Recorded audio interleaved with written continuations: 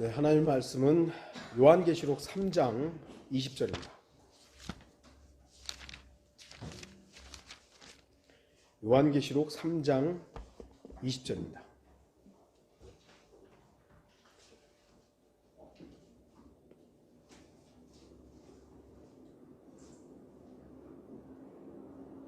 제가 말씀을 읽도록 하겠습니다.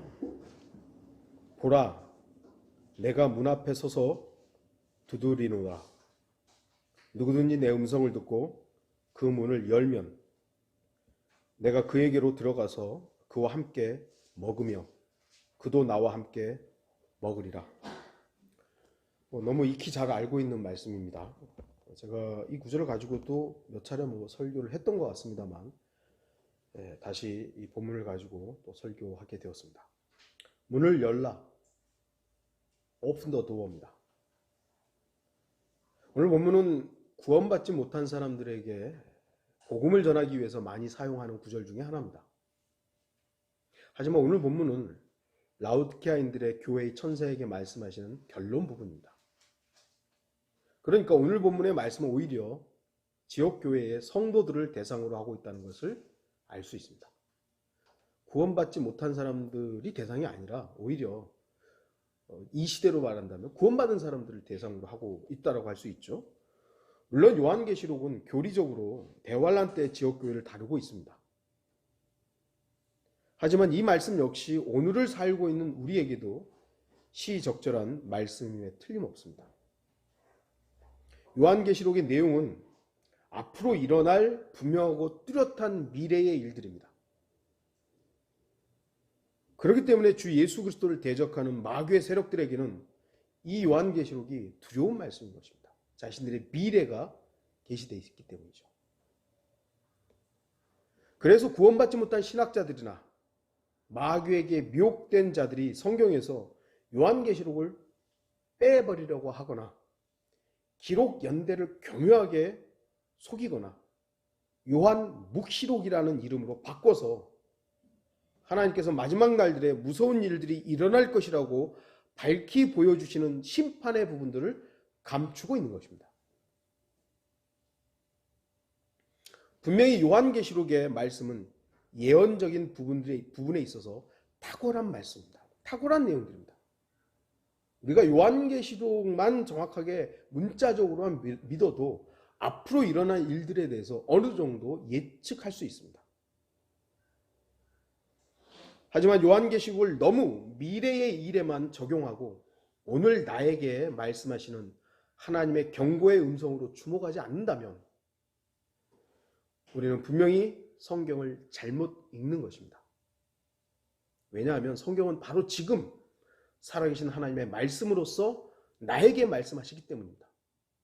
우리가 교리적으로 나눠야 되잖아요. 그래, 히브리서, 야고보서, 요한일, 이거 뭐 환란, 나하고 상관없어. 아닙니다.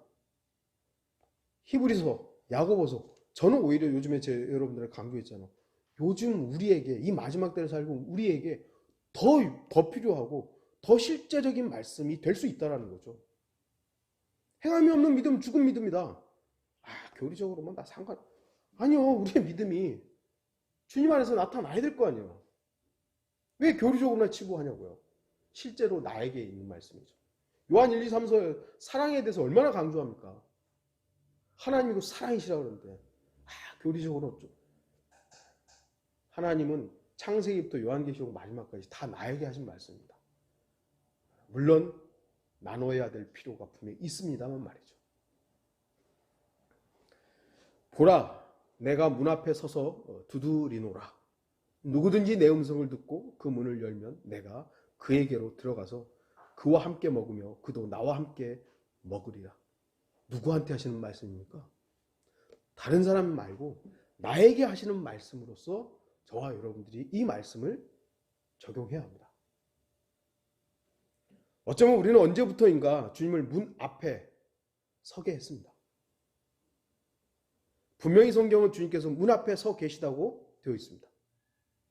정상적이라면 주님께서는 문 앞이 아니라 문 안에 계셔야 되죠. 집 안에 있어야 되죠. 주님께서는 우리 그리스도인들의 주인이시기 때문에 주인은 집 안에 있어야 돼요. 그래서 여러분들 방주를 보시면 노아와 그 아들, 그 자녀들에게 들어오라 그랬지 들어가라고 한 게 아니거든요. 근데 이 한글 킹제임스에 들어오라는데 다른 성서들은 뭐 들어가라고 돼 있죠. 방주에 집 안에 계신 분이 들어오라고 해야 되는 게 정상이에요. 주인이 집 밖에 곧 문 앞에 서 계신다는 것은 뭔가 잘못된 겁니다.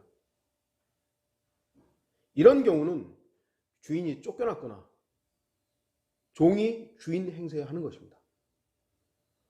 당연히 집 안에 계셔야 될 분이 문 밖에 서서 두드리고 있는 거예요. 그럼 뭐예요? 쫓겨난 거죠. 아니면 뭔가 이상이 생긴 거예요. 비정상적인 일이 생긴 겁니다.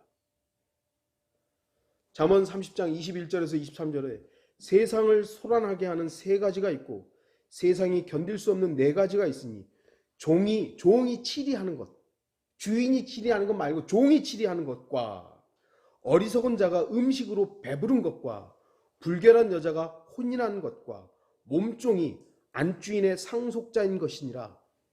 이게 다 소란스러운 거예요. 이게 부정적인 것들이에요. 우리가 죄인이었을 때 주님께서는 성령의 역사를 통해서 죄에 대한 찔림을 주시고 우리를 구원의 길로 인도하셨습니다. 우리가 아직 죄인이었을 때에도 주님께서는 마음의 문을 두드리셔서 우리에게 구원받으라고 말씀하셨습니다.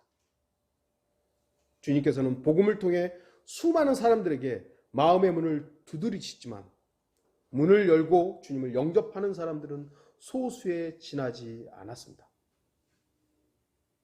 그럼에도 저와 여러분은 문을 열었고 주님을 구주로 영접했습니다. 그래서 주님께서는 우리를 거듭나게 하시고 우리 안에 내주하셔서 영원한 거처로 삼으셨습니다. 분명 거듭난 그리스도인들 안에는 주님의 영이신 성령께서 자리하고 계십니다. 그래서 성경은 우리의 구원을 현재형, 현재 완료로 기록합니다. 완성된 거죠. 요한복음 3장 36절에 아들을 믿는 자는 영생을 가졌다. 요한복음 5장 24절에 사망에서 생명으로 옮겨졌다라고 말씀하는 거죠. 요한일서 5장 12절에서 아들이 있는 자는 생명이 있고 아들이 있는 자는 생명이 있다. 분명 그리스도인은 구원받았고 그래서 그리스도인들은 구원의 완성을 이루신 주 하나님께 영광과 찬양을 드릴 수 있습니다. 나를 구원하신, 나의 구원을 완성하신 그분을 찬양하는 것이죠. 그럼 그것으로 끝난 겁니까? 아닙니다. 더 나아가 우리가 사는 목적과 이유가 있는 겁니다. 하나님께서 우리를 구원하신 목적과 이유가 있다는 것이요. 그 목적과 이유는 주 하나님의 영광을 위해서 살아야 한다는 것입니다. 하나님의 영광을 위해 사는 것이 그리스도인들의 목적이어야 돼요. 하나님의 영광을 위한 삶을 살 때 하나님께서는 우리를 통해서 성령의 열매, 곧 하나님 자신의 열매를 맺으십니다. 우리가 구원받았다 할지라도 내 영광을 위해 살면 어떻게 하나님께서 나를 통해서 성령의 열매를 맺겠어요? 못 맺죠. 그런데 나의 삶의 목적이 하나님의 영광을 위해 산다 이것이요. 그러면 하나님께서는 나를 통해서 자신의 하나님의 열매를 맺는 거예요. 그게 바로 지난주에도 말씀드린 성령의 열매인 겁니다. 그런데 우리들의 믿음 생활에 있어서 왜 성령의 열매를 제대로 맺지 못하는 것입니까? 주님께서 내 안에, 곧 성령님께서 내 안에 역사하신다면 당연히 성령의 열매가 있어야 하지 않겠습니까? 하지만 실제로 우리에게서 성령의 열매를 기대하기란 쉽지 않은 것이 현실입니다. 왜 그렇습니까? 왜 저나 여러분을 통해서 하나님께서는 성령의 열매를 못 맺는 것입니까?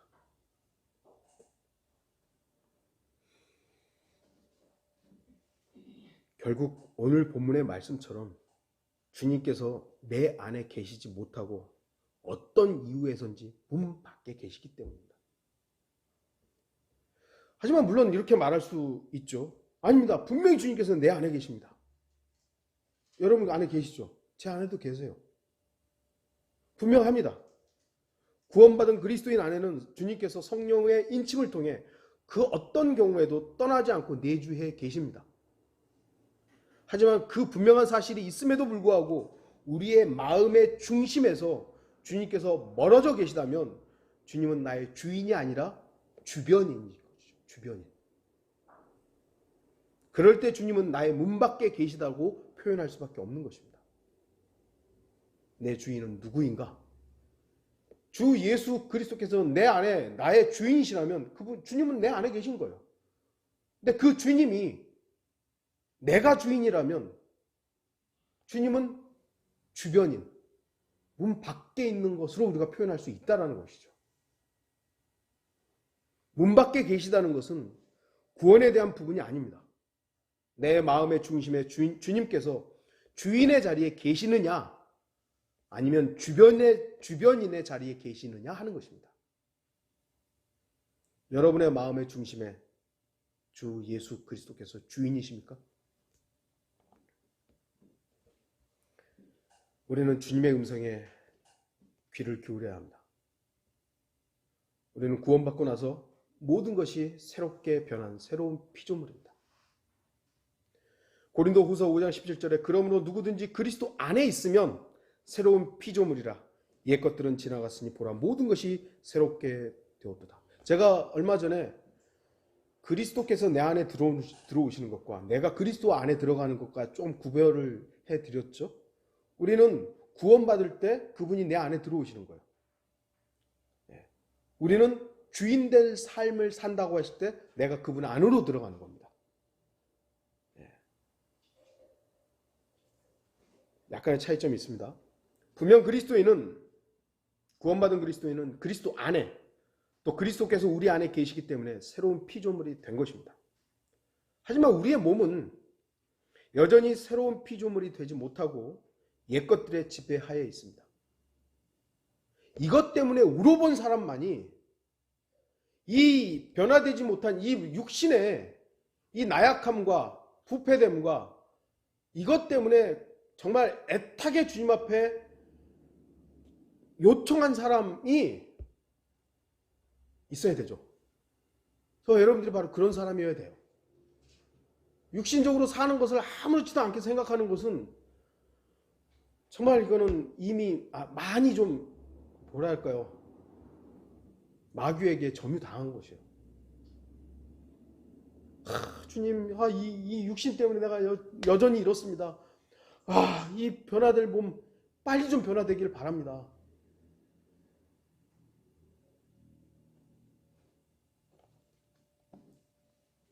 새로운 피조물이 되지 못하고 옛것들의 지배하에 있느냐?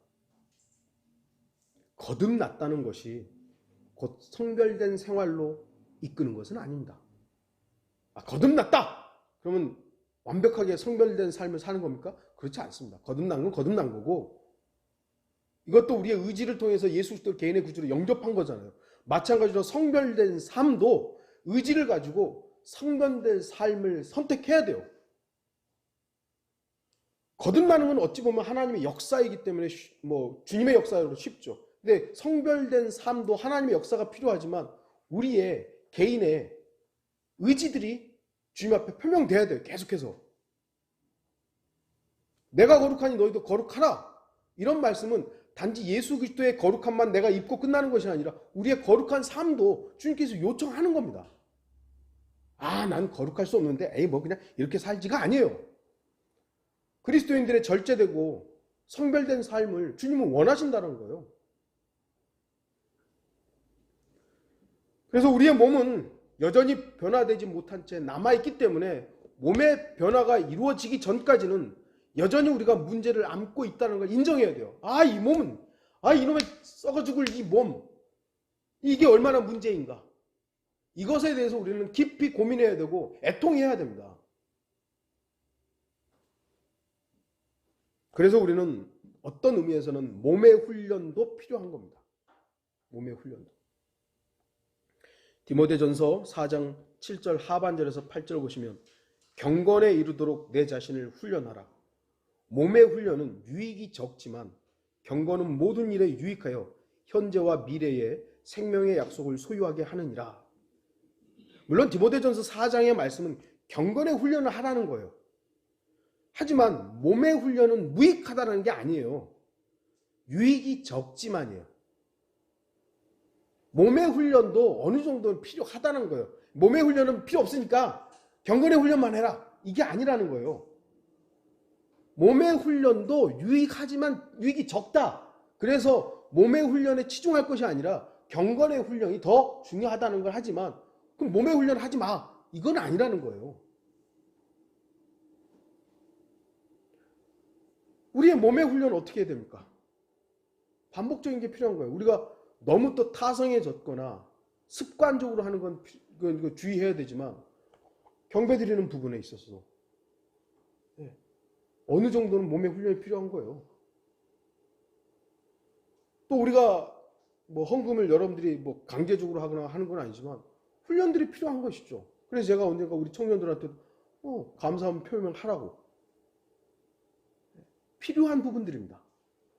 이게 여러분들에게 절대적인 어떤 또 하나의 뭐 명령이 되거나 습관이 되거나 타성이 되어서 아이고 그렇게 하라는 건 아닙니다만 우리의 몸의 훈련들도 필요한 거예요. 그래서 저는 듣는 훈련 돼야 된다고 보는 거예요. 왜냐하면 이 마지막 시대의 특징 중에 하나는 가려운 귀를 즐겁게 해줄 선생들을 많이 두는 시기이며 귀가 있어도 듣지 못하는 시기이기 때문입니다. 그래서 주님께서는 유독 귀 있는 자는 들을지어다. 이 말씀 굉장히 많이 하셨습니다. 아니 주님 시대에도 물론 이게 귀가 안 들리는 사람들이 있었습니다만 그들을 대상으로 귀 있는 자는 들을지어다라고 말씀한 게 아니거든요. 다 귀가 있는데도 불구하고 주님께서 귀 있는 자는 들을지어다. 이 마지막 시대도 다 귀는 있고 눈은 열려 있는데 보지 못하는 거예요. 듣지 못하는 거예요. 우리의 믿음이 어떻게 형성이 됩니까? 믿음. 로마서 10장 17절에 그러므로 믿음은 들음에서 나오며 들음은 하나님의 말씀에 의해서니라. 하나님의 말씀을 들음으로 인해서 그 말씀을 들을 때 믿음이 형성이 돼요. 우리가 무엇을 듣고 누구에게 귀를 내어주며 무엇을 보느냐에 따라서 삶이 달라지고 인생이 달라집니다. 우리는 수많은 말을 듣고 수많은 정보를 봅니다. 며칠 전에 뉴스를 보니까 이제 유튜브에서 소위 말하는 백신과 관련해서 가짜 뉴스는 다 삭제한다는 겁니다. 그리고 유튜브 상에 백신과 부정적인 그 논문이나 이런 그 연구를 했던 의사들, 박사들 다 삭제한다고 합니다. 예. 물론 진짜 더러운 것들은 삭제 안 하잖아요. 음란하고 음탕한 그런 유튜브 상에 있는 삭제 안 해요. 도대체 왜 이러는 거죠?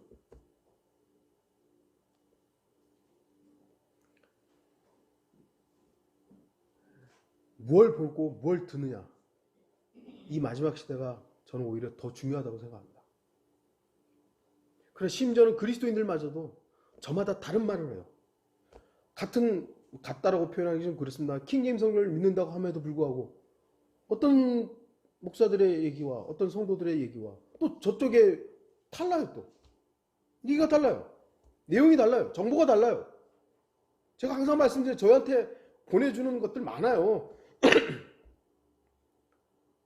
머리가 터지겠어요 그냥.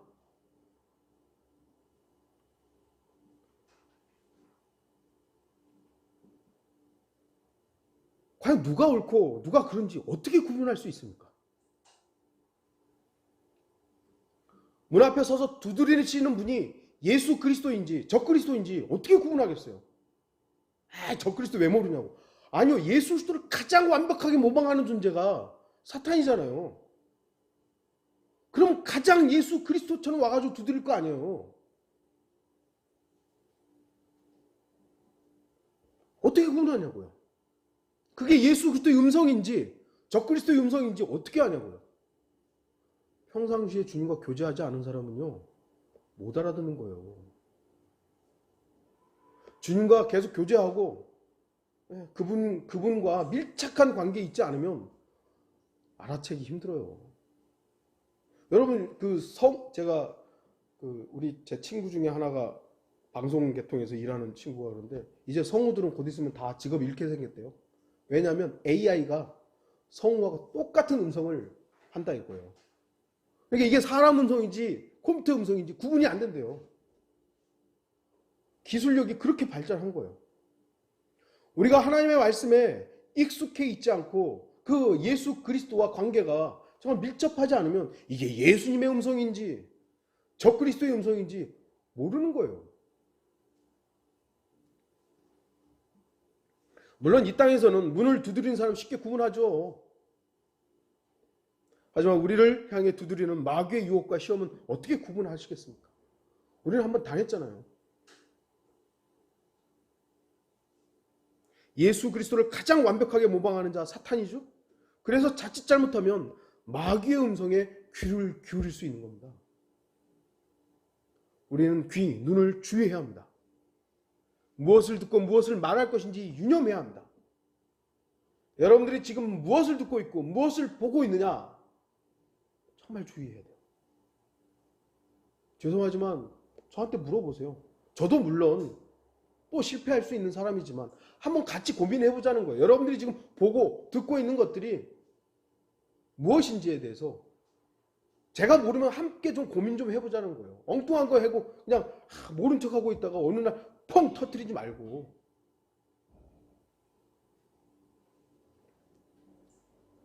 진리의 말씀을 듣지 않는다면 우리는 진리를 말할 수 없습니다. 진리를 들어야 진리를 얘기할 거 아니에요. 비진리를 들으면 비진리를 얘기하는 겁니다. 우리가 들었던 것들에 대해서 그것이 확신하니까 얘기하는 거거든요. 복음이 어떤 거예요? 내가 듣고 그것이 나를 변화시켰고 내가 확신하니까 구원받으라고 하는 거죠. 그리스도인이 엉뚱한 말을 하고 엉뚱한 행동을 하는 이유는 우리가 육신적이기 때문이기도 하지만 우리가 그 육신적일 때 들었던 말들이 주님의 말씀이 아니기 때문이에요. 우리가 바로 그때 육신적일 때 들었던 그것에 세상에 귀를 기울이고 세상을 향해 눈을 주목하여 마음을 뺏겼을 때 그것이 우리 안에 정착되면 누구의 음성인지 구분하지 못하는 겁니다. 성도들은 오직 주님의 음성만을 들어야 된다. 양들이 목자의 음성만 들어야 될 거 아니에요. 근데 항상 그 목자의 음성에 익숙한 양은 주인이 가자 그러면 따라가는 거예요. 근데 평상시에 엉뚱한 짓 하고 주인이 불러도 반응을 못하는 거예요. 저쪽에서 다른 목자가 가지고 가자 그러면 거기 따라가면 어떡할 거예요.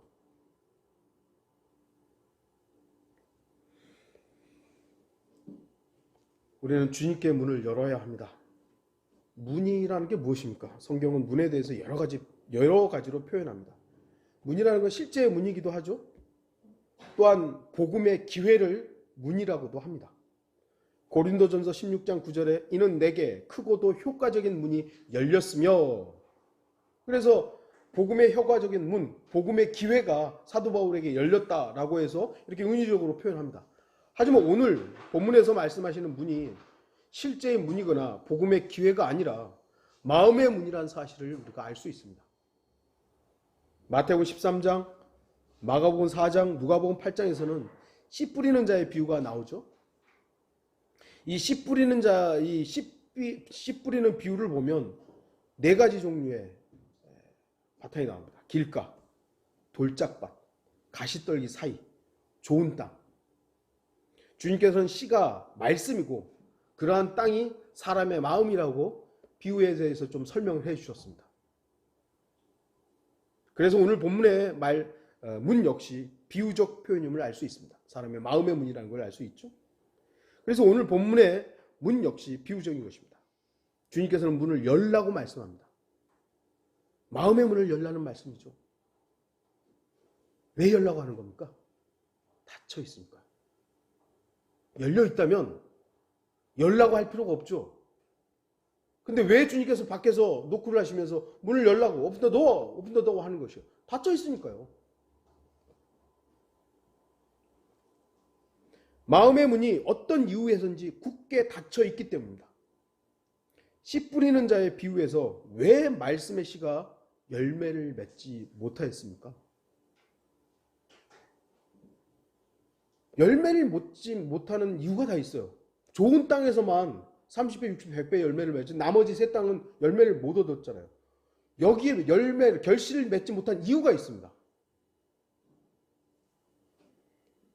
길가는 악한 자가 와서 마음에 뿌려진 것을 뺏어가 버렸어요. 돌짝밭은 말씀을 듣고 기뻐하지만 말씀으로 인한 어려움이 오자 실족하였기 때문에 열매가 없는 겁니다. 가시떨기 사이는 이 세상 염려와 재물의 미혹으로 말씀을 억눌렀던 것입니다. 그래서 열매를 결실을 맺지 못한 것입니다. 열매가 없는 곳에는 분명한 이유가 있습니다. 지금 이렇게 저 운전하다가 저쪽 이제 지방으로 가다 보면은 야, 이제 보리들이 그 쌀이죠? 누렇게 익어가요. 참 그 계절의 변화를 보게 돼요. 그런데 이게 죽어가는 것도 있더라고요. 뭐 이유가 있을 거 아니에요.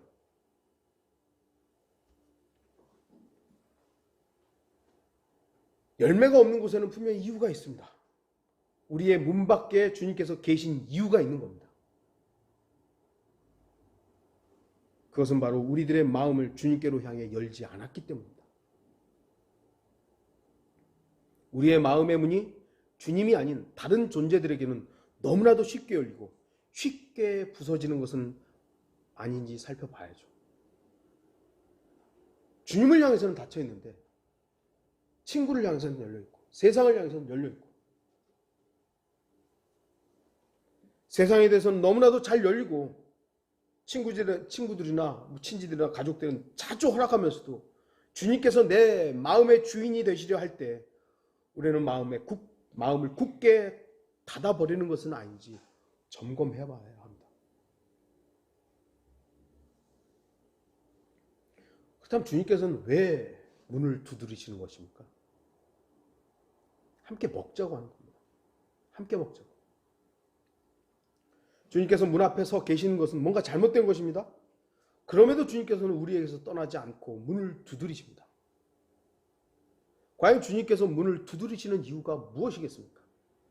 성경은 주님께서 나와 함께 먹기 위해서 문을 두드린다고 말씀하십니다. 먹는다. 그게 무슨 얘기예요? 하나가 되자는 거죠. 우리나라 말 중에 제일 좋은 게 식구라는 얘기예요. 식구. 같이 먹는다는 거죠. 같이 먹는다. 우리 식구. 그래서 한국 사람들은 먹는 걸 되게 중요시해요. 물론 너무 없이 살아가지고 배를 골골 골았기 때문에 아침 인사가 식사하셨어요? 뭐 이런 것이지만 먹는다는 건 굉장히 중요한 겁니다. 그래서 교회도 이게 공동체로서 함께 먹는 거. 근데 이제 코로나 때문에 먹는 거를 못하게 하는 것이 사실은 좀 좋지 않은 부분이에요. 먹는다는 것은 함께 교제하고 나와 함께 생활하기를 바라신다는 것입니다. 물론 함께 식사를 한다고 할 때도 두 가지 의미가 있습니다. 하나는 주님을 손님으로 초대했다가 식사를 마치고 배웅하는 것이 있죠. 함께 식사하고 식사하시죠. 안녕히 가세요. 또 다른 하나는 주님을 나의 가족으로, 나의 식구로 받아들이거나 더 나아가 주인으로 모시어 나와 함께 지속적으로 생활하는 것을 이 두 가지 의미가 있는 것이죠. 여러분 어떻게 주님을 받아들이시겠습니까? 여러분은 주님을 일회성 손님으로만 초대해서 식사를 나누어서는 안 됩니다. 또는 자주 초대해서 자주 식사를 나누어서도 안 됩니다. 주님께서는 단지 손님으로서 우리와 식사하기 위해서 문을 두드리는 것이 아니라 바로 나와 함께 생활하고 나와 함께 지내기 위해서 더 나아가 저와 여러분의 주인이 되시기 위해서 문을 두드린다는 사실을 명심해야 합니다.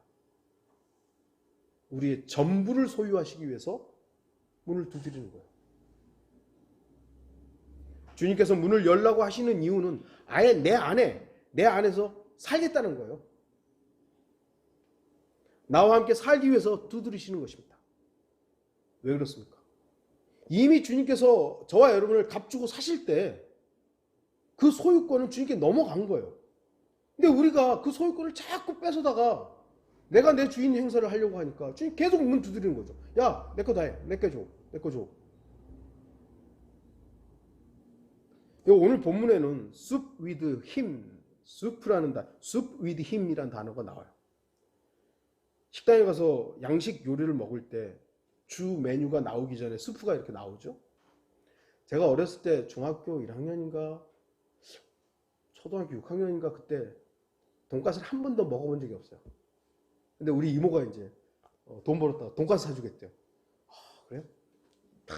경양식집에 갔죠. 돈가스를 시켰어요. 스프가 나오잖아요. 이건가? 다 먹었어. 이게 돈가스야? 아니야, 더 나와. 전 그때 돈가스를 처음 먹어봤으니까 에피타이저로 나오는 거죠, 스프가. 하지만 이 단어는 오늘날처럼 식사 전에 먹는 그런 에피타이저 개념이 아닙니다. 만찬의 의미입니다. 이 스프라는 단어가 그냥 지금처럼 이렇게 먹는 그걸 말하는 게 아니에요. 만찬을 말하는 겁니다. 간단한 음식의 식사의 의미가 아닌 진수성찬을 말합니다. 주님께서 나와 함께 먹고 나도 주님과 함께 먹는다는 것은 간단히 스프 먹고 끝내는 것이 아니라 주님과 함께 진수성찬을 먹는다는 겁니다. 이것은 무엇을 말하는 겁니까? 그야말로 한 식구로서 풍성함을 함께 하겠다는 거예요. 주님이 나와 함께 식사하겠다, 먹겠다는 것은 자신의 풍성함으로 함께 하겠다는 거예요. 그와 함께 먹으며 그도 나와 함께 먹으리라. 이 부분을 주의해서 읽어보십시오. 주님께서 내 안에 들어오시면 주님께서 나와 함께 먹고 나도 주님과 함께 먹게 됩니다. 주님을 나의 주인으로서 모시고 살면 주님의 풍성함이 내게 되는 거예요. 그런데 주님을 자꾸 주변인으로 손님으로만 밖에다 모시고 있으니까 주님의 그 풍성함이 나와는 무관한 거예요. 근데 여기서 한 가지 더 주목할 것은 무엇을 어떻게 먹는다는 것입니까? 뭘 먹는다는 거예요? 주님과 함께 먹는다는 것이 내가 준비한 어떤 것을 먹는다는 것입니까? 내가 준비한 걸 먹는다는 겁니까? 많은 사람들이 착각하는 거예요. 내가 안에 있으니까 내가 주인이 되어버리면 내 거를 준비해서 먹어야 될 거 아니에요. 그건 출발이 잘못된 거예요.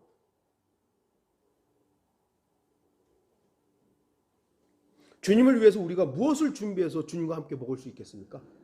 도대체 우리는 주님을 위해서 뭘 준비할 수 있겠어요? 나의 마음의 주인은 주님이십니다. 종은 주인이 시키는 대로 차려와서 주의 만찬에 참여할 수 있습니다. 내 어떤 것을 마련해서 주님께 베푼다고 착각하지 마십시오. 내가 차린 만찬이 아니라 내가 차린 만찬은 내가 주인이라는 걸 여전히 주장하는 거예요. 다시 말씀드리지만 내가 차린 만찬이 아닙니다. 주님께서 마련하신 풍성한 식탁에 내가 참여하는 거예요. 주님은 문 열어. 야, 내가 만찬 준비할 테니까 문만 열어. 이거거든요. 내가 준비한 만찬이 아니라 바로 주님께서 나를 위해 마련하신 풍성하고 아름다운 만찬에 참여하는 겁니다. 결국 내가 할 일은 문을 여는 거예요. 그냥 문을 여는 거. 오병이어를 생각해 보세요. 아무것도 없었잖아요.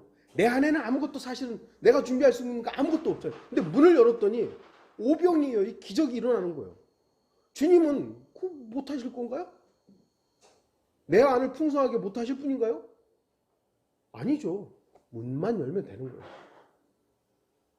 모든 준비, 모든 풍성함, 모든 기쁨, 모든 영광은 주님께서 내가 먹을 수 있도록 주님께서 준비하십니다. 주님과 함께 먹는다는 것은 주님의 풍성함에 참여하는 것을 말하는 것입니다. 내 거를, 내가 문 열어서 내 거를 주님과 함께 먹는 게 아니라는 거예요. 주님의 풍성한 삶에 참여한다는 것은 비록 이 땅에서는 초라할지 모르지만 창조주와 함께하는 삶입니다. 비록 이 땅에서는 약할지 모르지만 전능하신 능력의 팔과 함께하는 삶을 말합니다. 비록 이 땅에서는 조롱당할지 모르지만 이제 곧 세상을 심판하실 심판의 주와 함께 영화롭게 되는 삶입니다. 제가 말씀드리지만 제가 일하러 가면 그냥 한 일개 배송 직원이에요. 사람들이 볼 때는 뭐 나이 먹어가 뭐 할 일이 없으니까 저거나 하고 있지. 뭐 그럴 수 있죠. 제 안에는요. 주님이 계시니까 니네들이 나를 어떻게 평가하든 난 상관없다. 나는 구원받은 그리스도인고 내 안에 주님께서 계시다. 하나님의 아들이다. 전혀 주눅들지 않아요. 여러분도 똑같은 거예요. 여러분들이 어떤 일을 하든 그들이 여러분을 어떻게 평가하든 그건 상관없어요.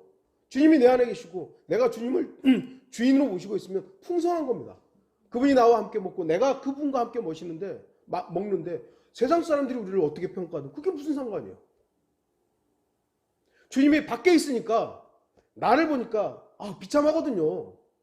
나는 이런 일밖에 못하고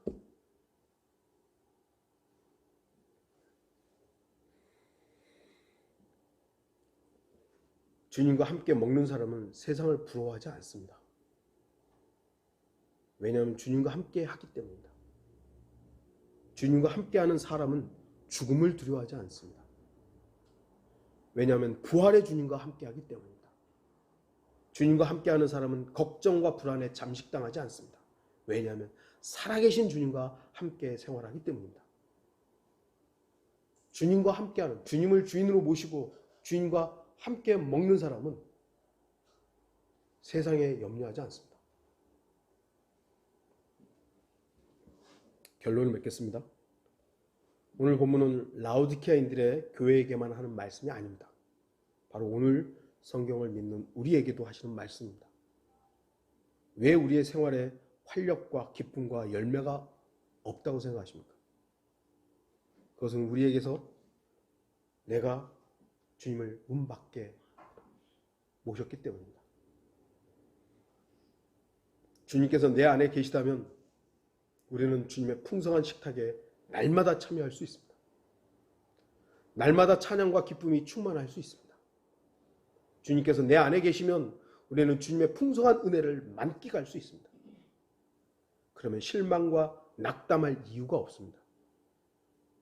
왜 실망하고 왜 낙담하고 왜 불안한 것입니까? 내가 주인이기 때문입니다. 주님께서 내 안에 계시면 그 어디든지 하늘나라입니다. 우리가 불렀던 찬송가 308장 3절에 이런 가사가 나옵니다.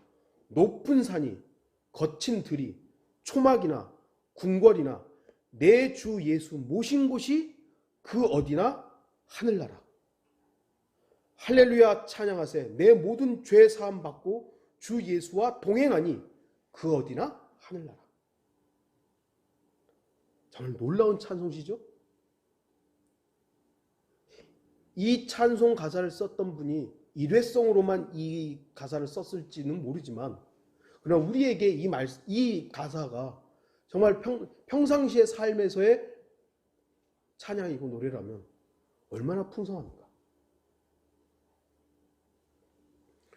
주님을 주인으로서 내 안에 모시고 살면 주님께서는 나와 함께 먹고 나도 주님과 함께 먹을 수 있습니다. 하지만 주님을 문 밖에 세워두면 주님의 풍성함은 누릴 수 없습니다. 내 것만 가지고 살아야 돼요. 말씀에 경청하십시오. 무엇을 듣느냐 하는 것은 너무나도 중요합니다. 그리스도인은 그 누구의 말도 아닌 오직 주 예수 그리스도의 말씀에 경청하십시오. 목사의 설교가 하나님의 말씀에 근거하지 않았다면 여러분은 귀를 닫아야 돼요. 여러분이 듣고 보는 유튜브가 됐든 어떤 내용이 됐든 하나님의 말씀에 입각하지 않았으면 아무리 그럴듯한 거라 할지라도 여러분 차단하셔야 돼요. 왜냐하면 그건 하나님의 말씀이 아니기 때문에.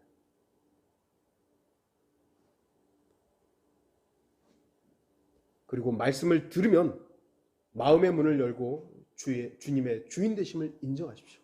아, 이건 주님의 음성이다. 이건 주님의 말씀이다. 받아들이십시오. 문을 열면 주님께서는 자신의 풍성함으로 우리에게 가득가득 채워주십니다. 오늘 본문 말씀처럼 주님과 함께 먹을 수 있게 되는 겁니다. 저와 여러분, 저와 우리 모든 성도들은 주님과 함께 먹는 삶을 살기를 바랍니다. 여러분 혼자 먹지 말고 주님과 함께 드세요. 그러려면 귀를 기울이고 그분의 음성을 확인하고 문을 열어서 그분을 내 마음의 주인으로 모시고 그분과 함께 먹으십시오. 그거보다 더 풍성한 삶은 없습니다.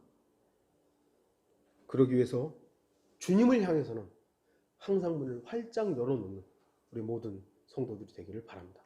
기도하겠습니다.